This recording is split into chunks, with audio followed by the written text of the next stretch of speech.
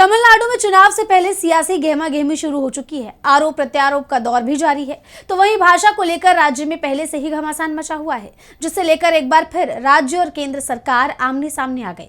इस बीच CM MK Stalin ने गैर हिंदी भाषाओं के लिए बड़ी घोषणा की है। तो क्या घोषणा की है सीएम एमके स्टालिन ने और क्या है ये पूरी खबर, जानने के लिए देखिए रिपोर्ट। ट्राई लैंग्वेज पॉलिसी को लेकर साउथ के राज्यों और केंद्र सरकार के बीच लंबे समय से विवाद बना हुआ है। साल 2020 में न्यू एजुकेशन पॉलिसी लागू होने के बाद विवाद और बढ़ गया, जिसे लेकर अक्सर राज्य और केंद्र सरकार के बीच टकराव देखने को मिलता है। इसी सिलसिले में अब एक बार फिर तमिलनाडु के सीएम एमके स्टालिन ने सरकार को बड़ी चेतावनी दे दी है। दरअसल स्टालिन ने 18 जनवरी को 7 गैर हिंदी भाषाओं के लिए साहित्यिक पुरस्कार का ऐलान किया है।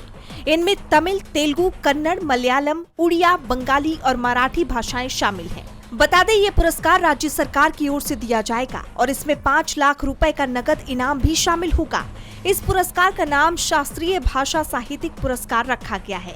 पहले चरण में ये पुरस्कार तमिल, तेलुगु, कन्नड़, मलयालम, उड़िया, बंगाली और मराठी भाषाओं में बेहतरीन कामों के लिए दिए जाएंगे।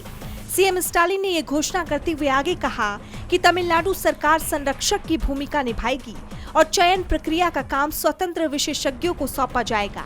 साहित्यिक कृतियों की गुणवत्ता और पारदर्शिता सुनिश्चित करने के लिए प्रत्येक भाषा के लिए एक समिति बनाई जाएगी। इस समिति में प्रतिष्ठित लेखक शामिल होंगे।